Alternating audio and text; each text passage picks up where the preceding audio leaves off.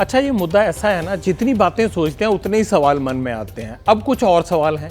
अगर एक साथ चुनाव होंगे तो फिर यूपी, राजस्थान, बंगाल जैसे बड़े राज्यों में सिक्योरिटी फोर्सेस का मूवमेंट कैसे होगा?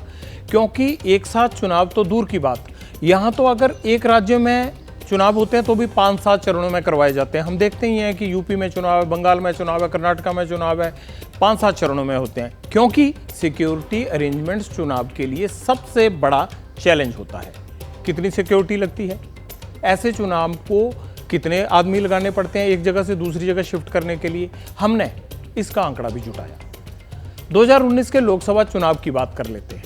2019 के लोकसभा चुनाव में पैरामिलिट्री फोर्सेस के 3 लाख जवानों को इलेक्शन ड्यूटी में लगाया गया था। जाहिर है, देश में एक साथ लोकसभा और विधानसभा के चुनाव होंगे तो ये संख्या कई गुना बढ़ जाएगी। कहा यह भी जा रहा है कि एक साथ चुनाव कराने से जो वीवीपैट्स होती हैं, जो मशीन है जिसमें एकदम आ जाता है रिजल्ट कि आपका वोट पड़ा है नहीं, और ईवीएम मशीन्स जो होती हैं उनकी स्टोरेज का खर्चा भी बढ़ जाएगा। ये दोनों खर्चे ज़्यादा बताए जा रहे हैं। लेकिन हमारे देश में कई बार ऐसा भी हो जाता है कि सरकार अपना कार्यकाल पूरा ही नहीं कर पाती, उससे पहले ही गिर जाती है। ऐसे में अगर किसी राज्य में किसी भी वजह से सरकार साल या 6 महीने में गिर जाती है तो वहाँ वन नेशन वन इलेक्शन का क्या होगा? पैरामिलिट्री फोर्सेस सीपीएमएफ जो सभी देश प्रदेश के लोग मांगते हैं कि साहब हमारे चुनाव में आप सेंट्रल रिजर्व पुलिस फोर्स लगाओ, सेंट्रल पैरामिलिट्री फोर्स लगाओ, तो वो चाहिए होंगे।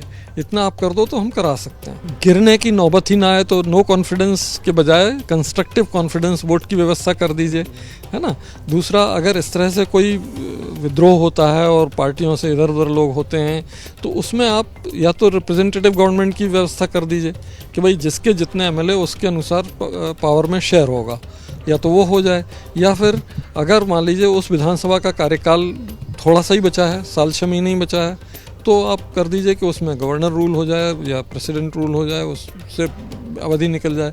लेकिन अगर उसका 4 साल 3 साल बचा हुआ है तो उसके लिए लिमिटेड टाइम का इलेक्शन करा दीजिए कि भाई 3 साल बचा है, अब ये जो इलेक्शन हो रहा है ये सिर्फ 3 साल के लिए हो रहा है, ताकि अगला इलेक्शन लोकसभा के साथ ही होगा। यूनियन ऑफ स्टेट्स फेडरल है, एक साथ अगर आपने इलेक्शन कर दिए और एक स्टेट गवर्नमेंट टूट गई किसी वजह से या लोकसभा किसी वजह से गिर गई, तो क्या सारे के सारे 29 इलेक्शन दोबारा कराए जाएंगे? या बगैर इलेक्शन के 4-4 साल तक सरकार प्रेसिडेंट रूल में ये जो भी बताया जाएगा वो होती रहेगी?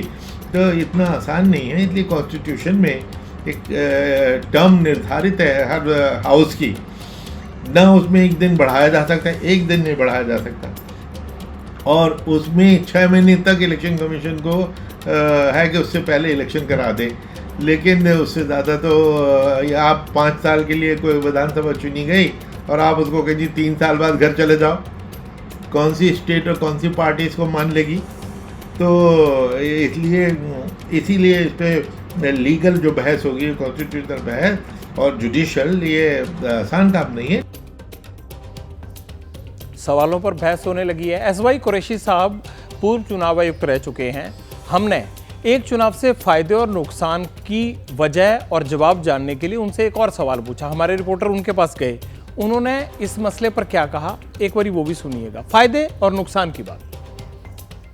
पिछले इलेक्शन में एक एस्टिमेट किया गया था कि 60,000 करोड़ रुपए खर्च हुए, 60,000 करोड़। तो लेकिन ये पैसा कहाँ गया? गरीबों में ही तो गया। कोई ऑटो चलाने वाला है, कोई पेंटर है, कोई कारपेंटर है, कोई वर्कर है, डोर टू डोर जाके कैंपेन करते हैं। एक पॉलिटिशियन का पैसा गरीब आदमी को चला गया तो उसमें तो कोई बुराई नहीं। फिर एक बीजेडी के एमपी हैं मेहताब साहब, उन्होंने बड़ी इंटरेस्टिंग बात कही। उन्होंने कहा कि जनता से पूछो जनता क्या चाहती है। जनता को तो बार बार इलेक्शन होना अच्छा लगता है, क्योंकि जनता की तो इम्पोर्टेंस ही इलेक्शन है। वरना कितनी बार हुआ है कि एमपी एमएलए इलेक्शन जीतने के बाद अपने इलाके में पलटा ही नहीं, पोस्टर लगा देते हैं लोग के गुमशुदा की तलाश, एमपी साहब गुमशुदा हैं, वांटेड हैं, 5-4 साल से दिखे नहीं। तो वो नहीं के बार बार इलेक्शन होता है तो बार बार वो घर के दरवाजे पे तो आते हैं, ये भी फ़ायदा है। तीसरा, ये जो पैसा है वो गरीबों में जाता है। एक मैंने एक मुहावरा सुना था, एक स्लोगन सुना था एक लड़की से छत्तीसगढ़ की, कि जब जब चुनाव आता है गरीब के पेट में पुलाव आता है। अब वो पुलाव अगर आप छीनना चाहते हैं तो ये भी सोचने की बात है। तो लेकिन इसका जो मैं एक समाधान बताता रहा हूँ, दूसरा ये था कि काम ठप हो जाते हैं। काम ठप इतना नहीं है जितना बताया जाता है, क्योंकि मॉडल कोड में सिर्फ नई स्कीमों पे पाबंदी है कि आप नई अनाउंसमेंट नहीं करेंगे, पुराना हर काम चलता रहेगा। पत्रकारिता कोई इमोशन नहीं है, ना अपना कोई ज्ञान देना है और ना कोई विचार थोपना है। पत्रकारिता क्या है? पत्रकारिता का मतलब है सही जानकारी इकट्ठा करना और तथ्य बताना। पत्रकारिता आज जितने महत्वपूर्ण दौर में है, शायद पहले नहीं थी। इस दौर से निकलने के लिए सिर्फ सच दिखाने की जरूरत है, वो सच जो आपके हित को आगे रखे। इसलिए अब रात 9 बजे प्राइम टाइम नहीं होगा, ये आपका टाइम है। जगविंदर पटियाल के साथ देखिए पब्लिक इंटरेस्ट, सोमवार से शुक्रवार रात 9 बजे सिर्फ एबीपी न्यूज पर। एबीपी न्यूज आपको रखे आगे।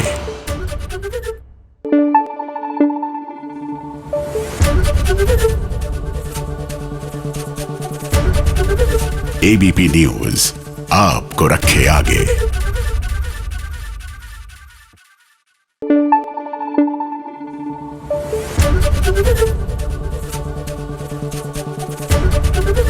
एबीपी न्यूज आपको रखे आगे।